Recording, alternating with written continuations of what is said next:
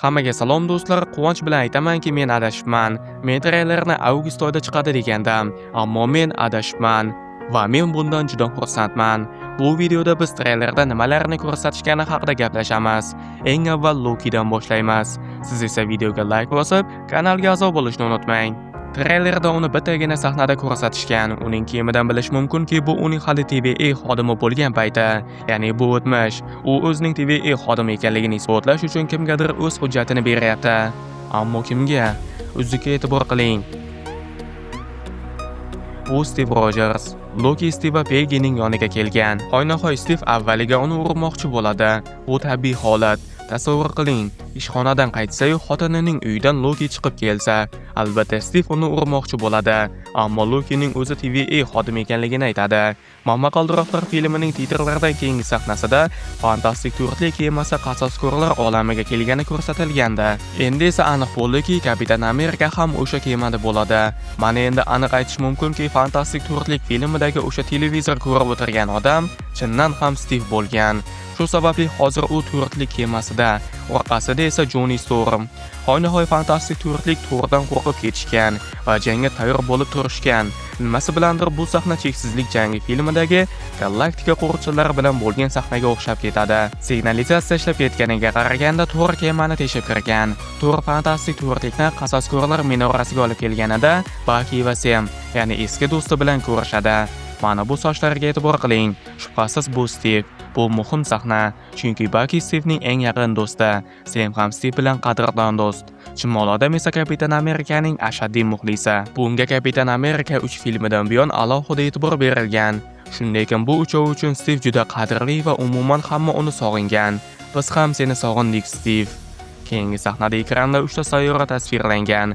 Bu 3 ta koinot to'qnashish arafasidaligini anglatadi. Bular albatta fantastik to'rtlik, qasoskorlar va X odamlar koinoti. Aynan X odamlar filmda ko'proq yovuzlardek ko'rsatiladi. Treyler boshida Professor X derazadan qandaydir portlashni kuzatayotgani ko'rsatilgan. Bu portlash annihilatsiya uskunasi sababli hosil bo'lgan. Men bu uskuna haqida avvalgi videoda aytib o'tgandim. Qisqa qilib aytganda, bu sahnada X odamlar koinoti boshqa bitta koinot bilan to'qnashadi va mutantlar to'qnashayotgan koinotni to'liq yo'q qilib yuborishadi. Charles bu sahnada aynan o'sha koinotning portlashiga qarayapti. Katta ehtimol bilan mutantlar qasoskorlar olamini ham yo'q qilishga harakat qilishadi. Ammo Shang-Chi, Mr. Fantastic, Yelena Belova va Robert Kirby birgalikda X odamlarga qarshi chiqishadi. Qahramonlarning boshqa guruhi esa Nemirning yoniga borishadi. Aslida Nemir biz o'ylagandan kuchli va bu sahnada dengizni aynan Nemir ushlab turgan bo'lishi mumkin. Ammo bu aniq emas. Qahramonlar fantastik to'rtlik olami va qasoskorlar olami to'qnashmasligi uchun olamlarni bir-biridan uzoqlashtirish yo'lini qidirishadi. Ammo Nemir oson yo'lni tanlaydi va olamlar to'qnashmasligi uchun fantastik to'rtlik olamini yo'q qilib yubormoqchi bo'ladi. Shu sababli vakandaliklar va Nemir o'rtasida yana jang boshlanadi. O'tgan safar quruqlikda Shuri Nemirni yenga olganda, ammo ummonning qoq markazida Shurida umuman imkon yo'q. Hamma umid Ben va Sue Stormdan. Hoynahoy aynan Sue Nemirni mag'lub qiladi, lekin Nemir Sue Stormning yuzini eslab qoladi. Demak, Mr. Fantastic Shang-Chi va Yelena bilan bitta guruhda, Sue va Ben esa Shuri bilan. Unda Johnny qayerda? Bitta sahnada Johnny qandaydir portlashda kimnidir quchoqlab turibdi va sochlariga qaraganda bu Franklin Richardsga o'xshayapti. Katta ehtimol bilan Doktor Doom aslida uni o'g'irlamagan. Tuhmat qilishni to'xtating. Viktor bolalarni o'g'irlamayapti. Va nihoyat Doktor Doomga ham yetib keldik. Uning ko'rinishi chindan ham komiksdagi bilan bir xil. Dizayn juda yaxshi. Cheksizlik jangida Thanosning himoyasini yorib o'tgan yengilmas mavjudotning ko'ksini teshib o'tgan bolta Doktor Doomning hatto barmog'ini ham kesa olmadi. Albatta bu Doktor Doomning tanasi uru metallidan mustahkam degani emas. Hoynahoy u qandaydir himoya qobig'idan foydalanyapti. Ammo baribir boltani to'xtatish hazilakam ish emas va hammaning ham qo'lidan kelmaydi. Bu esa Doktor Doomning qanchalik kuchli ekanligini bildiradi. Treylerda Thor yangi xavfni avvalgi uchragan hamma xavflardan dahshatliroq deb aytdi. They died facing enemies that scared me far less than this one. Ammo e'tibor qiling, u aynan Doktor Doom deb aytgani yo'q. Albatta Thor katta xavf haqida gapirganida bizga Doktor Doom ko'rsatildi. Ammo menga shunday tuyulyaptiki, Thor aslida katta xavf deganda Doomni nazarda tutmagandek. Balki faqat menga shunday tuyulayotgandir, lekin ichki ovozim negadir Doom asosiy yovuz emas deyapti. Ha, mayli e'tibor qilmang. Yaxshisi dum qayerda turganiga e'tibor qiling. Nariroqda yelkanli kema turibdi. Atrofda esa qadimiy Yunoniston uslubidagi haykallar. Bu nima? Odissey olamimi? Odissey olami nimaligini bilmaganlar bo'lsa tushuntiraman. Bu olamda o'rgimchak odam oddiy odam. Jazolovchining esa sochlari yo'q.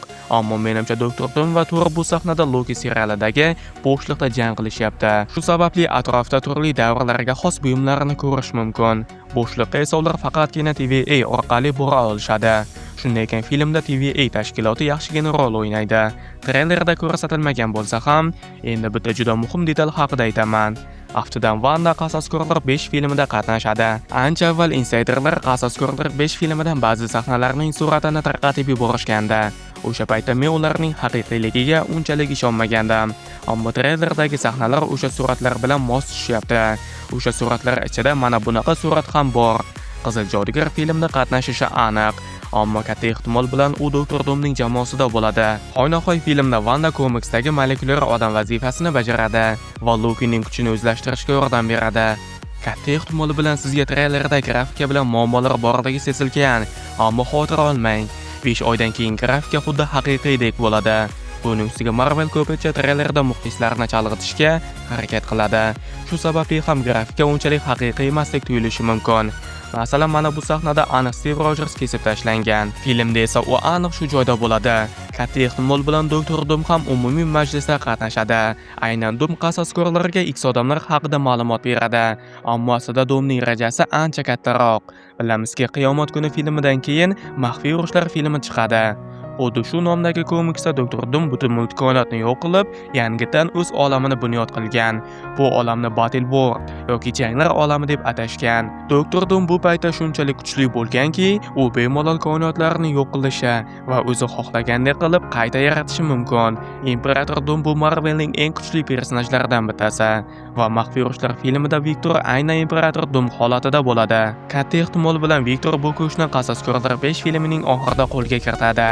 Va katta ehtimol bilan Doom bu kuchni Lokidan oladi. Juda ko'plab insiderlar Qasoskorlar 5 filmida Loki halok bo'lishini aytishmoqda va bu 99% to'g'ri insight. Loki hozir butun multikoinotni ushlab turibdi va multikoinot yo'q qilinishi uchun avval Loki o'lishi kerak. Shunday ekan Tom Hiddlestonning filmdagi roli ancha kichik bo'ladi. Umid qilamizki, shu kichik vaqt ichida u Thor bilan ko'rishishga ulguradi va aka-ukalar yana birlashishadi. Har holda shunga umid qilamiz. Yana shuni aytish kerakki, Chumolodon va qo'riqchi personajlariga treylerda juda kam e'tibor qaratilgan. Ammo ishonavering, filmda Chumolodon va qo'riqchi juda katta rol o'ynashadi. Nima bo'lganda ham treyler haqida o'z fikringizni yozing. Balki men sezmagan nimanidir sezgan bo'lishingiz mumkin. Fikringizni kommentariyada kutib qolaman. Videoga like bosib, kanalga ham a'zo bo'lishni unutmang. Keyingi videolarda ko'rishguncha sog' bo'ling, salomat bo'ling.